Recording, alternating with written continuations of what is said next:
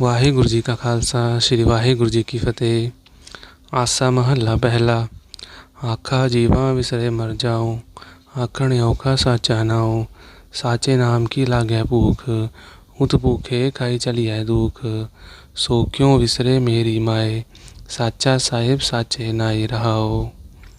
गुरु प्यारी साध संगत जी, ਅੱਜ ਅਸੀਂ ਤੁਹਾਡੇ ਨਾਲ ਸਾਖੀ ਸਾਂਝੀ ਕਰਨ ਜਾ ਰਹੇ ਹਾਂ, ਜਿਸ ਵਿੱਚ ਅਸੀਂ ਦੱਸਾਂਗੇ ਕਿਵੇਂ ਸ੍ਰੀ ਗੁਰੂ ਨਾਨਕ ਦੇਵ ਜੀ ਨੇ ਜਨੇਊ ਪਾਉਣ ਦੀ ਰਸਮ ਨੂੰ ਨਕਾਰਿਆ ਅਤੇ ਲੋਕਾਂ ਦੀ ਅੱਖਾਂ ਖੋਲ੍ਹੀਆਂ ਅਤੇ ਉਹਨਾਂ ਨੂੰ ਸਮਝਾਇਆ ਕਿ ਅਸਲੀ ਜਨੇਊ ਦਾ ਮਤਲਬ ਕੀ ਹੈ ਅਤੇ ਕਿਵੇਂ ਸਭ ਨੂੰ ਧਾਰਨ ਕਰਨਾ ਚਾਹੀਦਾ ਹੈ। ਵੀਡੀਓ ਸ਼ੁਰੂ ਕਰਨ ਤੋਂ ਪਹਿਲੇ ਸਾਡੇ ਵੀਡੀਓ ਨੂੰ ਲਾਈਕ ਅਤੇ ਸ਼ੇਅਰ ਜ਼ਰੂਰ ਕਰਨਾ ਅਤੇ ਸਾਡੇ ਚੈਨਲ ਨੂੰ ਸਬਸਕ੍ਰਾਈਬ ਕਰਨਾ ਨਾ ਭੁੱਲਣਾ। ਆਓ ਅੱਜ ਦੀ ਕਥਾ ਸਰਵਣ ਕਰੀਏ। एक दिन मेहता कालू जी ने माता तृप्ता नाल विचार की कि नानक हुण वड्डा हो गया है, बरादरी इकट्ठी कर जनेऊ पाउण दी रस्म कर दी जाए। घर विच सलाह पक्की हो गई। फिर अपने कुल दे पुरोहित पंडित हरदयाल नाल विचार वटांदरा किया। पंडित जी ने पत्री देख के लगन मुहूर्त वेख्या ते दिन निश्चय कर दिता। दिन ते तारीख मुकर्रर हो जाने तो बाद मेहता जी ने सारे भाईचारे विच लाग भेज दी। समय अनुसार आटा कोटा पीहा पहा के चाटियां भर लईयां, लोड़ींदियां वस्तां दा सारा प्रबंध कर लिया। राय बुलार नूं भी आउण वास्ते बेनती की ते उसने बड़ी खुशी प्रगटाई। दिन नियत हो चुका सी, समा गुजरिया ढिल न लगी। मेल मंडल साख संबंधी सारे आउण लगे सी। माता तृप्ता जी ने नानक नूं वखरा लिजा के अपनी गोदी विच बिठा के प्यार नाल आख्या, पुत्तर हुण तू सियाणा बनी, साख संबंधी सारा शरीक वाड़ा आउणा है। तेरे बापू की इज्जत पत बनी हुई है। जिवें अगे सारे लोग कहते हैं कालू दा पुत्तर आपे बोलदा रहिंदा है, बुल हर वेले फरकदे रहिंदे हन। पुत्तर हुण तू यह कुछ दिन बोलण दी आदत बंद कर देवी। यह सुन के श्री गुरु नानक देव जी कहते हैं, माता जी यह गल तुहाडी बड़ी औखी है, मेरा बोलना बंद नहीं हो सकता। माता जी कहते हैं, क्यों पुत्तर की गल है, बंद क्यों नहीं होवेगा? ते इस तरह बरादरी की आखेगी। फिर सतगुरु जी आखते ने, माता जी जे मैं बोलना बंद कर दिता तो मेरी मौत हो जाएगी। यह सुन के माता तृप्ता का हिरदा कंब उठता है तो वह आखन लगते हैं, पुत्र यह किस तरह दीयां कमलियां गल्लां करदा है। यह होर जिहड़े लोग नहीं बोलते उन्हां दी मौत तो नहीं हुंदी, तेरी मौत किस तरह हो जाएगी? यह सब सुन के सतगुरु जी सुरूर ते मस्ती विच आके अपने सुरीले गले विचों की फरमाउंदे ने, आसा महला पहला। आखा जीवा विसरै मर जाऊँ, आखण औखा साचा नाऊँ। सतगुरु जी आखते ने, माँ मैं आखदा हाँ तां जिउंदा हाँ, जे मैं ना आखां तां मेरी मौत हो जाएगी। जिहड़ी तुसी होर लोकां दी गल करदे हो वो ठीक है, मौत जिउंदियां दी हुंदी है, मुरदियां दी की मौत होनी हुई? यह सुन के माता तृप्ता जी आखते ने, पुत्तर मैं सदके जावां लाल, तू किस तरह दीयां गल्लां करदा है। यह तुरदे फिरदे खांदे पींदे कमांदे रंग रलियां माणदे मुरदे किस तरह होए? तेरी बुझारतां दी कुछ समझ नहीं आउंदी। फिर सतगुरु जी आखते ने, माता जी जिउंदे ते मुरदे दोनों अलग अलग तरह के हुंदे ने। एक जिन्हां नूं अपना मालक पैदा करन वाला भुल्ली बैठा है, वो उहनूं विसार चुके हैं, ते दूजे जिन्हां नूं अपने मालक दम बदम याद है वो जिउंदे हैं। ते इसे तरह फिर सतगुरु जी फरमाउंदे हैं, सो जीविए जिस मन वसिया सोई, नानक अवर न जीवै कोई। जे जीवै पत लथी जाए, सब हराम जेता किच खाए। अर्थात सतगुरु जी आखते ने कि वो लोग ਜਿਹੜੇ ਮੁਰਦੇ ਹਨ, ਜਿਨ੍ਹਾਂ ਨੂੰ ਆਪਣਾ ਰੱਬ ਭੁੱਲਿਆ ਹੈ, ਉਹ ਤਾਂ ਖਾ ਕੇ ਹਰਾਮ ਕਰਨ ਵਾਲੇ ਹਨ, ਵਾਧੂ ਤਾਂ ਧਰਤੀ 'ਤੇ ਪਾਰ ਹਨ, ਜੋ ਮਾਲਕ ਦੇ ਕੀਤੇ ਗੁਣਾਂ ਨੂੰ ਨਹੀਂ ਪਛਾਣਦੇ। ਹੋਰ ਦੂਜੇ ਪਾਸੇ ਵੀ ਜਾ ਕੇ ਦੁੱਖ ਭੋਗਦੇ ਨੇ, ਕਿਉਂਕਿ ਇਹਨਾਂ ਵਿੱਚ ਅਣਖ ਤੇ ਗੈਰਤ ਬਿਲਕੁਲ ਨਹੀਂ ਰਹੀ, ਨਾ ਹੀ ਆਪਣੇ ਧਰਮ ਦੀ ਰਾਖੀ ਕਰ ਸਕਦੇ ਨੇ। ਮਾਤਾ ਤ੍ਰਿਪਤਾ ਜੀ ਆਖਦੇ ਨੇ, ਪੁੱਤਰ ਤੂੰ ਤੇ ਲੰਮੀ ਚੱਕੀ 'ਚੋਂ ਬੈਠਾ ਹੈ, ਤੈਨੂੰ ਭੁੱਖ ਨਹੀਂ ਲੱਗਦੀ? ਕਿੱਥੇ ਵੇਲਾ ਆ ਗਿਆ ਹੈ, ਕਈ ਲੋਕੀ ਆਪਣਾ ਭੋਜਨ ਕਰ ਬੈਠੇ ਹਨ। ਮਾਂ ਜੀ ਮੈਨੂੰ ਭੁੱਖ ਬਹੁਤ ਲੱਗਦੀ ਹੈ, ਮੈਂ ਤਾਂ ਰੱਜਦਾ ਹੀ ਨਹੀਂ। ਇਹ ਸੁਣ ਕੇ ਮਾਤਾ ਤ੍ਰਿਪਤਾ ਜੀ ਆਖਦੇ ਨੇ, ਪੁੱਤਰ ਕਿਵੇਂ ਦੀ ਗੱਲਾਂ ਕਰਦਾ ਹੈ, ਇਹ ਗੱਲ ਮੈਂ ਕਿਵੇਂ ਮੰਨ ਲਵਾਂ? ਇਹ ਤਾਂ ਨਿਰਾ ਕੋਰਾ ਝੂਠ ਹੈ, ਤੂੰ ਤਾਂ ਸਾਰਾ ਦਿਨ ਮੇਰੇ ਤੋਂ ਕੁਝ ਮੰਗਦਾ ਹੀ ਨਹੀਂ, ਇਹ ਝੂਠ ਬੋਲਣਾ ਕਿੱਥੋਂ ਸਿੱਖ ਲਿਆ ਹੈ? ਇਹ ਸੁਣ ਕੇ ਸਤਿਗੁਰੂ ਜੀ ਆਖਦੇ ਨੇ, ਨਹੀਂ ਮਾਤਾ ਜੀ ਮੈਂ ਬਿਲਕੁਲ ਸੱਚ ਕਹਿੰਦਾ ਹਾਂ, ਮੈਂ ਤਾਂ ਰੱਜਦਾ ਹੀ ਨਹੀਂ, ਮੈਨੂੰ ਤਾਂ ਬਹੁਤ ਭੁੱਖ ਲੱਗਦੀ ਹੈ। ਝੂਠ ਬੋਲਣਾ ਤਾਂ ਮੁਰਾਦਰ ਖਾਣ ਵਾਲੀ ਗੱਲ ਹੈ। ਸਤਿਗੁਰੂ ਜੀ ਆਖਦੇ ਨੇ, ਮਾਤਾ ਜੀ ਸੱਚ ਤਾਂ ਇਹ ਹੈ, ਕੂੜ ਬੋਲ ਮੁਰਾਦਰ ਖਾਏ। ਮੈਂ ਬਿਲਕੁਲ ਸੱਚ ਕਹਿੰਦਾ ਹਾਂ, ਮੈਨੂੰ ਬੜੀ ਭੁੱਖ ਲੱਗਦੀ ਹੈ। ਇਹ ਸੁਣ ਕੇ ਮਾਤਾ ਤ੍ਰਿਪਤਾ ਜੀ ਆਖਦੇ ਨੇ, ਪੁੱਤਰ ਮੈਂ ਤੇਰੀ ਗੱਲ ਨੂੰ ਕਿਵੇਂ ਸੱਚ ਮੰਨ ਲਵਾਂ। ਮੈਂ ਤਾਂ ਤਰਸਦੀ ਰਹਿੰਦੀ ਹਾਂ, ਲੋਕਾਂ ਦੇ ਪੁੱਤਰ ਧੀਆਂ ਵੱਲ ਵੇਖ ਕੇ ਸਹਿਕਦੀ ਹਾਂ। ਕੋਈ ਆਖਦਾ ਹੈ ਮਾਂ ਮੈਨੂੰ ਰੋਟੀ ਦੇ, ਕਿਸੇ ਦਾ ਪੁੱਤਰ ਆਖਦਾ ਹੈ ਮਾਂ ਦੁੱਧ ਪਿਆ। ਕੋਈ ਦਾਣੇ ਮੰਗਦਾ ਹੈ, ਕੋਈ ਗੁੜ ਮੰਗਦਾ ਹੈ, ਕੋਈ ਗੰਨੇ, ਕੋਈ ਛਲੀਆਂ ਤੇ ਕੋਈ ਬਾਜਰੇ ਦੇ ਸਿੱਟੇ ਮਰੋੜ ਕੇ ਪਿਆ ਚਬਦਾ ਹੈ। ਪਰ ਮੇਰਾ ਨਾਨਕ ਜਿਉਂ ਸਵੇਰੇ ਤਾਰਿਆਂ ਦੀ ਛਾਂ ਨੂੰ ਬਾਹਰ ਨਿਕਲਦਾ ਹੈ, ਰਾਤੀ ਤਾਰਿਆਂ ਦੀ ਛਾਂ ਨੂੰ ਆ ਕੇ ਮੁੜਦਾ ਹੈ। ਸਾਰਾ ਦਿਨ ਭੁੱਖੇ ਪਾਣੇ ਖੌਰੇ ਕਿੱਥੇ ਰਹਿੰਦਾ ਹੈ। ਮੈਨੂੰ ਸੱਧਰ ਆਉਂਦੀ ਹੈ, ਤੂੰ ਵੀ ਲੋਕਾਂ ਦੇ ਪੁੱਤਰਾਂ ਵਾਂਗ ਆ ਕੇ ਖਾਣ ਪੀਣ ਨੂੰ ਮੰਗੀ, ਮੈਨੂੰ ਠੰਡ ਪਵੇ। ਇਹ ਸੁਣ ਕੇ ਸਤਿਗੁਰੂ ਜੀ ਬੋਲਦੇ ਨੇ, ਮਾਤਾ ਜੀ ਭੁੱਖ ਤਾਂ ਮੈਨੂੰ ਬੜੀ ਲੱਗਦੀ ਹੈ, ਪਰ ਜੋ ਪਦਾਰਥ ਮੈਂ ਖਾਣਾ ਚਾਹੁੰਦਾ ਹਾਂ ਉਹ ਤੁਹਾਡੇ ਕੋਲ ਨਹੀਂ ਹਨ। ਇਹ ਸੁਣ ਕੇ ਮਾਤਾ ਜੀ ਆਖਦੇ ਨੇ, ਐਵੇਂ ਵੇਲੀਆਂ ਗੱਲਾਂ ਨਾ ਕਰ, ਸਾਡਾ ਪਟਵਾਰੀਆਂ ਦਾ ਘਰ ਹੈ। ਲੋਕਾਂ ਦੇ ਘਰ ਵਿੱਚ ਚੀਜ਼ ਵਸਤੂ ਬਾਅਦ ਵਿੱਚ ਪਹੁੰਚਦੀ ਹੈ, ਪਹਿਲਾਂ ਸਾਡੇ ਘਰ ਆਉਂਦੀ ਹੈ। ਤੈਨੂੰ ਜੋ ਚਾਹੀਦਾ ਹੈ ਤੂੰ ਮੰਗ। ਇਹ ਸੁਣ ਕੇ ਸਤਿਗੁਰੂ ਜੀ ਮੁਸਕਰਾਉਂਦੇ ਨੇ ਤੇ ਕਹਿਣ ਲੱਗਦੇ ਹਨ, ਸੁਣੋ ਮਾਤਾ ਜੀ, ਜਿਸ ਪਦਾਰਥ ਦੀ ਮੈਨੂੰ ਭੁੱਖ ਲੱਗਦੀ ਹੈ। ਤੇ ਸਤਿਗੁਰੂ ਜੀ ਕੀ ਫਰਮਾਉਂਦੇ ਨੇ, साचे नाम की लागे भूख, उत भूखे खाए चलिए दुख, सो क्यों विसरे मेरी माए, साचा साहिब साचे नाए रहाओ। ਫਿਰ ਮਾਤਾ ਤ੍ਰਿਪਤਾ ਜੀ ਆਖਦੇ ਹਨ, ਪੁੱਤਰ ਕੋਈ ਦੁਨੀਆਦਾਰੀ ਵਾਲੀ ਗੱਲਾਂ ਕਰਿਆ ਕਰ, ਤੇਰੀਆਂ ਸਭ ਗੱਲਾਂ ਜਹਾਨੋਂ ਵੱਖਰੀਆਂ ਹੁੰਦੀਆਂ ਨੇ।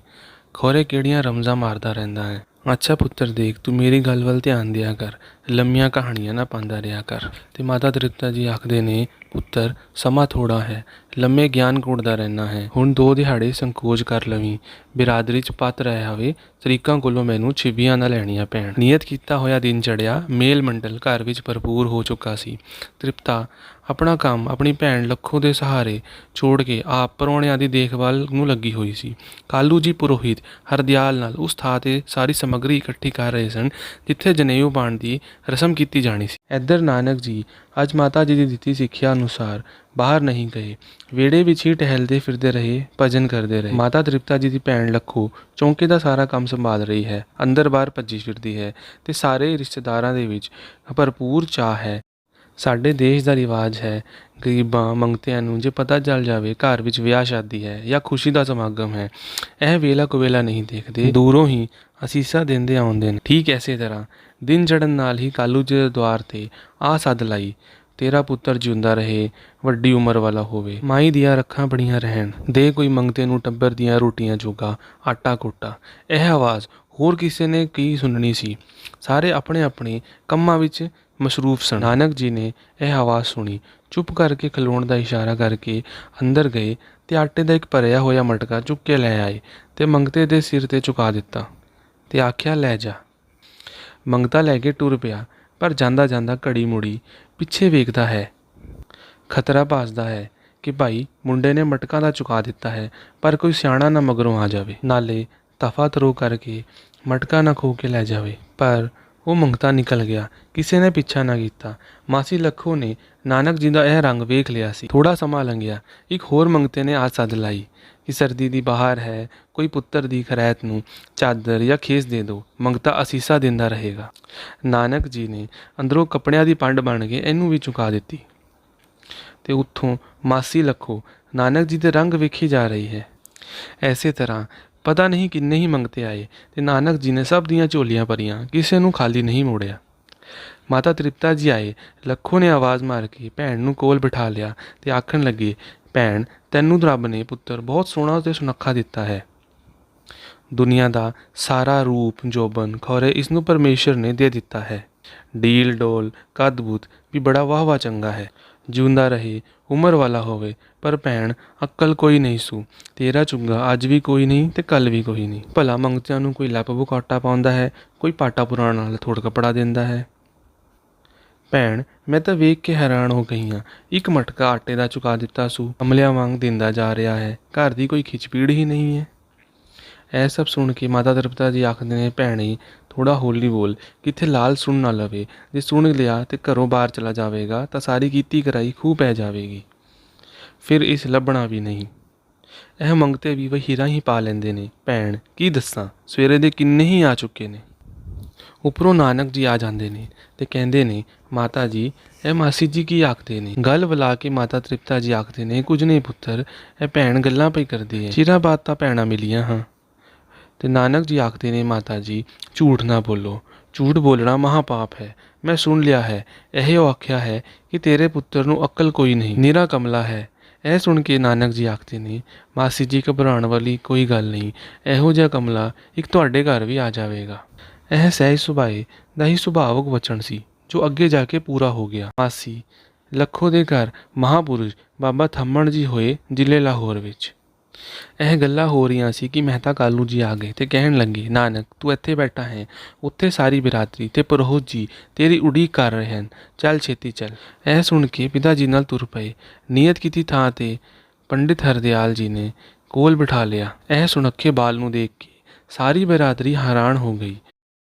ਇੰਨਾ ਸੁਹੱਪਣ ਤੇ ਰੋਸ਼ਨੀ ਜਿਉਂ ਕਰੋੜਾਂ ਸੂਰਜ ਚਮਕ ਉੱਠਦੇ ਹਨ। ਸਭ ਦਾ ਦਿਲ ਕਰਦਾ ਹੈ ਕਿ ਨਾਨਕ ਜੀ ਨੂੰ ਵੇਖੀ ਜਾਣ। ਕੁਲ ਦੇ ਪੁਰੋਹਿਤ ਨੇ ਰਸਮ ਅਨੁਸਾਰ ਵੇਦ ਮੰਤਰਾਂ ਦਾ ਉਚਾਰਨ ਸ਼ੁਰੂ ਕੀਤਾ।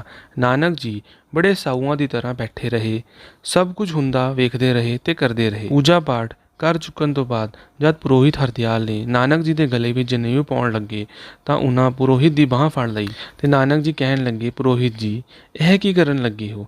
ਇਹ ਧਾਗਾ ਕਿਉਂ ਮੇਰੇ ਗਲੇ ਵਿੱਚ ਪਾਉਂਦੇ ਹੋ? ਇਸ ਦਾ ਕੀ ਭਾਵ ਹੈ? ਇਸ ਦੇ ਪਾਉਣ ਦਾ ਕੀ ਮਤਲਬ ਹੁੰਦਾ ਹੈ? ਮੈਨੂੰ ਸਾਰੀ ਗੱਲ ਚੰਗੀ ਤਰ੍ਹਾਂ ਸਮਝਾ ਦਿਓ। ਜੇ ਮੇਰੀ ਤਸੱਲੀ ਹੋ ਗਈ ਤਾਂ ਮੈਂ ਪਾ ਲਵਾਂਗਾ। ਪੰਡਤ ਜੀ ਕਹਿਣ ਲੱਗੇ, ਨਾਨਕ ਇਹ ਜਨੇਊ ਹੈ, ਉੱਚੀ ਕੁਲ ਦੇ ਛਤਰੀਆਂ ਦੀ ਨਿਸ਼ਾਨੀ ਹੈ। ਜੋ ਹਿੰਦੂ ਇਹ ਨਾ ਪਾਵੇ ਉਸ ਨੂੰ ਨੀਚ ਕਹਿੰਦੇ ਹਨ। ਨਾਨਕ ਜੀ ਆਖਦੇ ਨੇ, ਪੰਡਿਤ ਜੀ ਤੁਹਾਡੇ ਵਿਚਾਰ ਮੈਨੂੰ ਸੰਤੁਸ਼ਟ ਨਹੀਂ ਕਰ ਸਕੇ। ਉੱਚੀ ਜਾਤ ਤਾਂ ਉਸਦੀ ਹੈ ਜੋ ਉੱਚੇ ਕਰਮ ਕਰਦਾ ਹੈ, ਨੀਵੀਂ ਜਾਤ ਤਾਂ ਉਸਦੀ ਹੁੰਦੀ ਹੈ ਜੋ ਨੀਵੇਂ ਗੰਦੇ ਕੁਕਰਮ ਕਰੇ। ਇੱਕ ਪੰਡਿਤ ਅਗਰ ਨੀਵੇਂ ਮਾੜੇ ਗੰਦੇ ਕੁਕਰਮ ਕਰਦਾ ਹੈ ਤਾਂ ਉਹ ਇਹ ਧਾਗਾ ਪਾਉਣ ਨਾਲ ਉੱਚ ਜਾਤੀਆਂ ਨਹੀਂ ਹੋ ਸਕਦਾ। ਪੰਡਿਤ ਜੀ ਕਹਿਣ ਲੱਗੇ, ਨਾਨਕ ਇਹ ਵੇਦ ਰੀਤੀ ਬੜੀ ਪੁਰਾਣੀ ਹੈ। ਵੱਡੇ ਵੱਡੇ ਰਿਸ਼ੀ ਮੁਨੀ ਮਹਾਤਮਾ ਇਹ ਸਭ ਪਾਉਂਦੇ ਆਏ ਹਨ। ਇਸ ਰਘੂਕੁਲ ਨੀਤ ਦੀ ਉਲੰਘਣਾ ਕਰਨੀ ਤੇਰੇ ਵਰਗੇ ਸਿਆਣੇ ਬੱਚਿਆਂ ਨੂੰ ਸ਼ੋਭਾ ਨਹੀਂ ਦਿੰਦਾ। ਇਸ ਦੇ ਪਾਉਣ ਨਾਲ ਲੋਕ ਪਰਲੋਕ ਵਿੱਚ ਮਾਣ ਪ੍ਰਾਪਤ ਹੁੰਦਾ ਹੈ। ਬੱਚਿਆਂ ਨੂੰ ਹੱਠ ਕਰਨਾ ਚੰਗਾ ਨਹੀਂ ਲੱਗਦਾ। ਲੈ ਇਹਨੂੰ ਗਲੇ ਵਿੱਚ ਪਾ ਲੈ। ਫਿਰ ਸਤਿਗੁਰੂ ਜੀ ਆਖਣ ਲੱਗੇ, ਪੰਡਤ ਜੀ ਮੈਂ ਜਨੇਊ ਪਾਉਣ ਤੋਂ ਇਨਕਾਰ ਨਹੀਂ ਕਰਦਾ, ਪਰ ਤੁਸੀਂ ਵੇਦਾਂ ਸ਼ਾਸਤਰਾਂ ਦੇ ਵਕਤਾ ਹੋ, ਵਿਚਾਰ ਨਾਲ ਮੇਰੀ ਤਸੱਲੀ ਕਰਾ ਦਿਓ ਕਿ ਇਹਦੇ ਇਹ ਗੁਣ ਹਨ। ਮੈਨੂੰ ਤਸੱਲੀ ਹੋ ਗਈ ਤਾਂ ਮੈਂ ਪਾ ਲਵਾਂਗਾ।